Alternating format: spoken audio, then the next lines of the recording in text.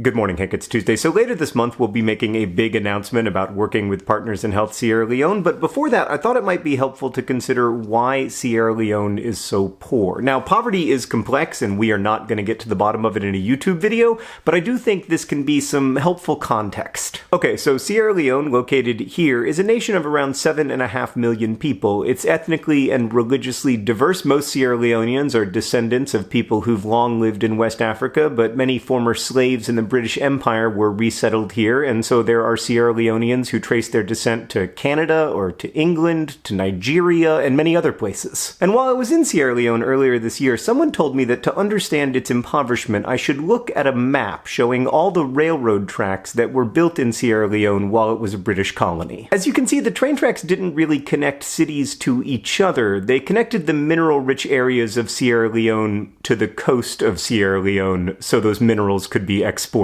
And this is a very important thing to understand about colonization. It was in the business of resource extraction, and so the systems that were built in colonies were resource extraction systems. There was not much colonial investment in, say, health systems or education systems, and since Sierra Leone achieved independence in 1961, it has struggled to transition away from resource extraction and to build the kinds of systems, infrastructure, healthcare, even mail delivery, that would lead to a more balanced economy and a healthier population. Now, it's easy to blame these failures on a single cause, like, say, corruption, but while corruption is a serious problem in poor countries around the world, the bigger problem by far is that it's very hard to build health and education and infrastructure systems in communities that have been built around resource extraction. That's true all over the world. But also, a community just cannot spend what it does not have. Like, if Sierra Leone spent the same percentage of its economy on healthcare and education as, say, the United Kingdom does, Sierra Leone would have about $45 per person per year to spend on healthcare and a similar amount per child per year to spend on education. That's just obviously inadequate. Like, in the US, we spend over $10,000 per person per year on healthcare and over $12,000 per child per year on education. Okay, so all these challenges were compounded in Sierra Leone by a long and extremely violent civil war, which lasted from 1991 to 2002. Tens of thousands of people died, millions were displaced, the healthcare system was devastated, HIV infections increased, deaths from every cause increased, and education and professional development were interrupted as schools closed or students had to flee violence. Like Dr. Byler Barry, who founded the widely respected Wellbody Clinic in Sierra Leone, had to leave his studies for a time to escape to a refugee camp, and I heard similar stories from several healthcare workers. Because the Civil War was on all sides partly funded by trade in diamonds and other valuable minerals, the war was especially devastating to Sierra Leone's diamond mining district, Kono.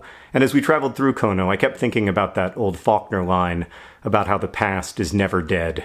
It's not even past. In the end, the government paid for a mercenary army and weaponry in part by selling the rights to the country's largest diamond concession. And so today, almost none of the wealth generated by Kono's diamond mines ends up in Kono. And this has led to a paradox that is common in poor countries. While Kono is one of the richest parts of West Africa by some measures in terms of poverty rates, malnutrition, disease burden, and child and maternal mortality, it is one of the poorest and least healthy places in the world. Because while diamond mining produces a lot of money, there aren't actually that many jobs for Sierra Leoneans in the mines. Meanwhile, all around the mine, just outside the fence, you will see many people working at breaking stone to eventually be sold as gravel. This is how you end up with a country where $100 million in diamonds gets exported annually, and 6% of all women die in childbirth. And this poverty can become a vicious cycle. I think the Ebola outbreak really epitomizes how impoverished and fragile healthcare systems can lead to emergencies. When Ebola first appeared in Sierra Leone in 2014, the entire country had about 150 doctors. For context, my home state of Indiana has a similar population and over 16,000 doctors. Lack of running water made sterilization difficult, there weren't enough gloves or surgical masks, and this systemic weakness is the reason that Ebola could ravage a country like Sierra Leone, but not, say, the United States or Spain. We met an Ebola survivor who now works for Partners in Health and who shared a bed with his son at an Ebola treatment facility. Both he and his son survived, but his wife died just a few beds over. So there were only 3 beds, and we killed 4. So I told them, no, my son will not go, so I'm going to share the same bed with my son. Yeah. Small bed. I said, no, I have no problem. Yeah. As long as my son is comfort, I have no problem. So I was here lying, struggling for 9 days. They brought my wife also. And she died at that ward. When I asked Dr. Berry his memory of treating patients there, he told me, going in and seeing like maybe 50 patients and then coming the next day and find only 20 alive. I mean, it's horrible. The Ebola crisis was caused by a fragile healthcare system, and it led to a more fragile healthcare system.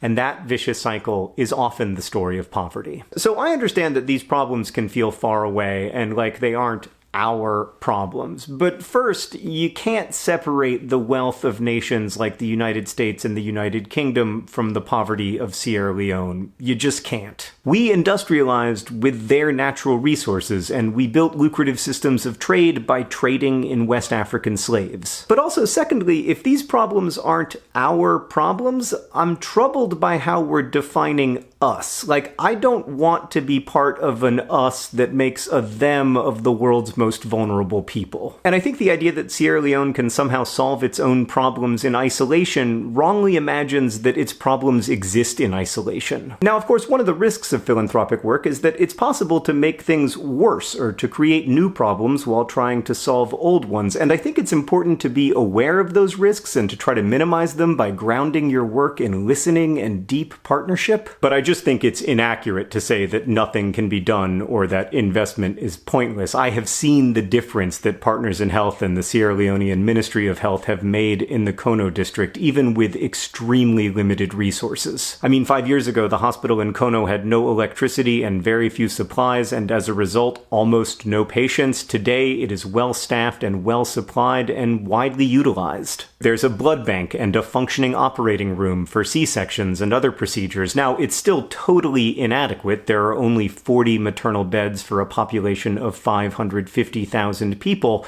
but the progress is real. And I believe that progress will continue if the Ministry of Health, in partnership with organizations like PIH, is able to make the kinds of long-term investments that address long-term problems. So why is Sierra Leone poor? Because its systems have for centuries been structured around resource extraction, because of war, because of disease burden, and because of colonialism and its legacies. But I am hopeful, not because I think these problems are easy to solve, but because I have seen the extraordinary commitment of Sierra Leonean healthcare workers to their patients, and because those patients have helped me to understand that despair is not the right response to big problems, even existential problems. There is nothing natural or inevitable about Sierra Leone's poverty, and so I don't think it's permanent. We have much evidence from around the world that over time systems can get stronger. More moms can survive childbirth, and more children can survive childhood. Educational opportunities can improve, and infrastructure can begin to connect people to each other, and not just minerals to ports. Hank, I'll see you on Friday.